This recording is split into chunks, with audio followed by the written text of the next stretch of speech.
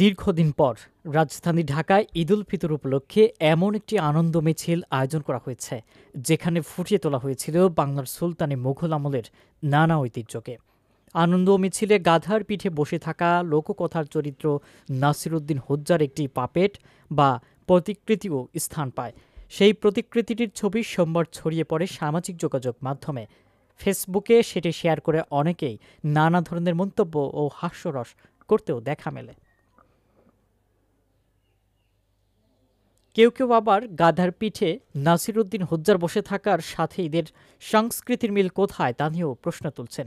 আর মূলত পাপেটটিতে বিজ্ঞ দার্শনিক নাসিরউদ্দিন হোজ্জাকে উপস্থাপন করা হলেও ফেসবুক পোস্টে অনেককে মন্তব্য করেছেন এটি দেখতে অনেকটাই বাংলাদেশ জামাত ইসলামের আমির ডাক্তার শফিকুর রহমানের মতো। যদিও পাপেটের শিল্পী বিবিসিকে জানিয়েছে, নাসিরউদ্দিন হোজ্জা ও জামাতের আমির শফিকুর রহমান একই ব্যক্তিত্বের লোক না। পাপেট শিল্পী ও আয়োজকরা বলছেন, মূলত বাংলা সাহিত্য ও মুসলিম সংস্কৃতির ইতিহাস ঐতিহ্যকে তুলে ধরতেই আয়োজনে হোজ্জার চরিত্রকে ফুটিয়ে তোলা হয়েছে ওই পাপেটে। তারা বলছেন এটি মূলত শিশুদের বিনোদনের উদ্দেশ্যেই বানানো হয়েছে। তবে নাসিরউদ্দিন হোজ্জার পাপেটটি সামাজিক মাধ্যমে ব্যাপক আলোচনার জন্ম দিয়েছে, এটা নিঃসন্দেহে বলা চলে।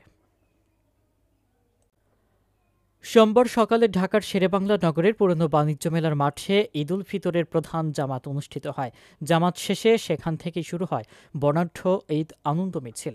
আগারগাঁওয়ের প্রধান সড়ক নিয়ে খামারবাড়ি মোড় হয়ে মানিক মিয়া এভিনিউতে সংসদ ভবনের দক্ষিণ প্লাজার সামনে গিয়ে মিছিলটি শেষ হয়। মিছিলে অংশ নিতে এসে অনেকেই বলেন, এই ধরনের আয়োজন তাদের অনেকেই এর আগে কখনোই দেখেননি, যে কারণে এই আয়োজন সামিল হয়ে অনেকেই উচ্ছ্বাস প্রকাশ করতে দেখা যায়।